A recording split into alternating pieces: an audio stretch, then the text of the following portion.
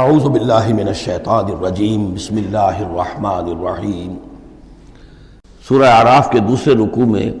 قصہ آدم و ابلیس قرآن حکیم میں دوسری مرتبہ بیان ہو رہا ہے۔ اس سے پہلے یہ سورہ بقرہ میں اس کے چوتھے رکوع میں آ چکا ہے۔ البتہ آپ دیکھیں گے کہ اگرچہ یہ قصہ جو ہے قرآن مجید میں 7 مرتبہ آیا ہے، 6 مرتبہ مکی صورتوں میں اور 1 مرتبہ مدنی صورت میں، لیکن یہ کہ ہر جگہ کوئی نہ کوئی بات نئی ہے، اس لیے کہ جس دور سے بھی یہ تحریک جو ہے حضور کی دعوت کی گزر رہی تھی، اس دور کے حوالے سے کچھ چیزیں جو ہیں وہ ہر جگہ پر آپ کو مزید نمایاں ملیں گی۔ اب مثلاً اس رکوع کے شروع میں ہمیں وہ عظیم آیت ملی ہے کہ جس میں جمع کا صیغہ اختیار کیا گیا ہے، وَلَقَدْ خَلَقْنَاكُمْ ثُمَّ صَوَّرْنَاكُمْ ثُمَّ قُلْنَا لِلْمَلَائِكَةِ اسْجُدُوا لِآدَمَ فَسَجَدُوا إِلَّا إِبْلِيسَ۔ اس کے بارے میں پچھلی مرتبہ میں عرض کر چکا ہوں۔ اب دوسری بات جو آ رہی ہے وہ یہ ہے کہ جو شیطان نے ورغلایا حضرت آدم کو اور حضرت حوا کو سلام علیہما، کہ جس درخت کا پھل کھانے سے اللہ تعالیٰ نے انہیں روک دیا تھا، کسی طریقے سے ورغلا کر انہیں اس درخت کا پھل کھانے پر آمادہ کر لیا۔ اس کے لیے لفظ آیا فوسوس لہما۔ یہ وسوسہ اصل میں ہم یہ سمجھتے ہیں کہ شاید یہ چیزیں اس طور سے ہو رہی تھی جیسے کہ ہم ایک دوسرے کے سامنے کھڑے باتیں کر رہے ہیں، ایک دوسرے کو پہچان رہے ہیں، لیکن حضرت آدم اور حوا کے بھی دلوں میں وسوسہ اندازی کی ہے شیطان نے، جیسے کہ شیطان وسوسہ اندازی کرتا ہے ہمارے دلوں میں۔ یہ مکالمے اس طرح کے نہیں ہے کہ وہ ایک ہی محفل میں کھڑے ہوئے، عام طور پر سورہ بقرہ کے چوتھے رکوع میں بھی اور دوسرے مقامات پر بھی ہمارا تصور کچھ اور رہتا ہے، لیکن یہاں وہ پردے حائل ہیں۔ ابلیس جو ہے وہ یقیناً جو ہے جنات میں سے تھا، حضرت آدم علیہ السلام کے لیے اس وقت بھی وہ انویزیبل تھا، لہذا نفس جو آیا ہے فوسوس لہما الشیطان، وسوسہ ان کے دلوں میں ڈالا۔ لِيُبْدِيَ لَهُمَا مَا وُرِيَ عَنْهُمَا مِنْ سَوْآتِهِمَا۔ اب یہاں خاص طور پر ایک بات آ رہی ہے، اس کو ہم متشابہات ہی میں شمار کریں گے۔ یہاں ایک خاص اثر ظاہر کیا جا رہا ہے کہ وہ شجر ممنوع تھا، اس کا پھل کھانے کا ایک نتیجہ برآمد ہوا، اور وہ یہ ہوا کہ حضرت آدم اور حوا پر ان کی شرمگاہیں جو ہیں وہ نمایاں ہو گئیں۔ یا تو ایسا ہے کہ پہلے انہیں شعور نہیں تھا، اب شعور پیدا ہو گیا، یا یہ کہ انہیں کوئی خاص لباس جنت کا حلہ اللہ تعالیٰ نے عطا کیا ہوا تھا، وہ لباس اتر گیا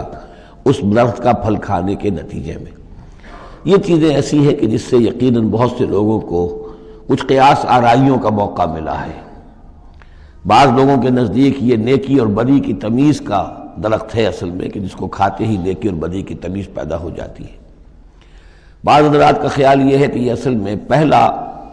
سیکشول ایکٹ ہے آدم اور حوا کے مابین، جس کو اس سے تعبیر کیا گیا ہے۔ یہ مختلف آراء ہیں، مختلف جو ہیں اس میں قیاسات ہیں، لیکن صحیح بات شکل یہی ہے کہ اس کے ضمن میں ابھی ہمیں اس کو متشابہات ہی کے دائرے میں رکھ کر اور اس کے بارے میں کوئی قطعی اور حقیقی اور یقینی رائے جو ہے قائم کرنے کی کوشش نہیں کرنی چاہیے، تاکہ کہیں اور معلومات جو ہیں ہماری سائنس کے ذریعے سے اکتشافات اور معلومات کا دائرہ اور وسیع ہو جائے تو اس سے ہم پہنچ جائیں اس کی کنہ تک کہ وہ درخت کون سا تھا۔ لیکن یہاں ظاہر کیا گیا ہے کہ شیطان نے جو وسوسہ اندازی کی ان کے دلوں میں وہ یہ تھی، فوسوس لهما الشیطان ليبدي لهما ما وري عنهما من سوآتهما وقال ما نهاكما ربكما عن هذه الشجرة۔ اور اس نے کہا، یہ وسوسہ اندازی کی کہ نہیں روکا ہے آپ دونوں کو آپ کے رب نے اس درخت سے، الا ان تکونا ملکین، مگر یہ کہ کہیں آپ نہ ہو جائیں فرشتے نہ بن جائیں، او تکونا من الخالدین، یا ہو جائیں آپ ہمیشہ ہمیش رہنے والے۔ اب اس میں سیدھی سی بات یہ ہے کہ فرشتوں کو تو جھکایا گیا حضرت آدم کے سامنے، تو فرشتہ بن جانا کون سی بہت بڑی بات تھی، لیکن یہ کہ انسان بسا اوقات اپنی اصل حقیقت کو، اصل مقام کو بھول جاتا ہے، نسیان ہو جاتا ہے، اور یہ بات گویا کہ شیطان کے وسوسہ اندازی سے ان کے ذہن میں پیدا ہوئی، یا یہ کہ آپ ہمیشہ ہمیش رہیں اور آپ پر موت طاری نہ ہو۔ وَقَاسَمَهُمَا إِنِّي لَكُمَا لَمِنَ النَّاصِحِينَ، اور انہوں نے قسمیں کھا کھا کر اس نے یقین دلایا میں آپ کے لیے بہت یعنی مخلص ہوں، اور جو رائے دے رہا ہوں وہ بہت صحیح ہے۔ فدلاہما بغرور، تو دھوکہ دے کر انہیں، جس کو ہم کہتے ہیں مائل کر ہی لیا، شیشے میں اتار ہی لیا۔ فلما ذاق الشجرۃ، تو جب ان دونوں نے چکھ لیا اس درخت کے پھل کو، بدت لہما سوآتہما، ظاہر ہو گئی ان پر ان کی شرمگاہیں، واتفقا یخصفان علیہما من ورق الجنہ، اور وہ اب لگے درخت کے جو جنت کے پتوں کو گانٹھ کر اپنے لیے لباس بنانے کے لیے۔ تفقا یخصفان، گانٹھنے لگے، جوڑنے لگے کہ جو جنت کے پتے تھے ان کو سی کر آپس میں اپنی سطر جو ہے سطر پوشی کریں اور اپنی شرمگاہوں کو ڈھانپیں۔ وَنَادَاهُمَا رَبُّهُمَا، اور اب پکارا انہیں ان کے پروردگار نے، أَلَمْ أَنْهَكُمَا، کیا میں نے منع نہیں کیا تھا تمہیں، أَنْ تِلْكُمَا الشَّجَرَةَ، اس درخت سے، وَأَقُلْ لَكُمَا، اور میں نے کیا کہا نہیں تھا تم سے، إِنَّ الشَّيْطَانَ لَكُمَا عَدُوٌّ مُّبِينٌ، کہ شیطان تم دونوں کے لیے بڑا کھلا دشمن ہے۔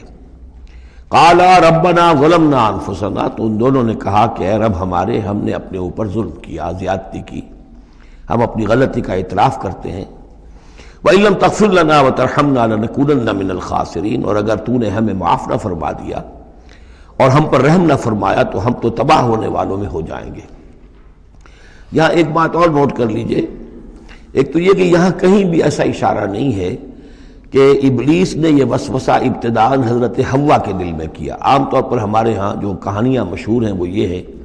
کہ حوا جو ہے ذریعہ بنی ہے حضرت آدم کو بھی گمراہ کرنے کا۔ وہ اشارہ نہ سورہ بقرہ میں اس کا ہے نہ یہاں ہے،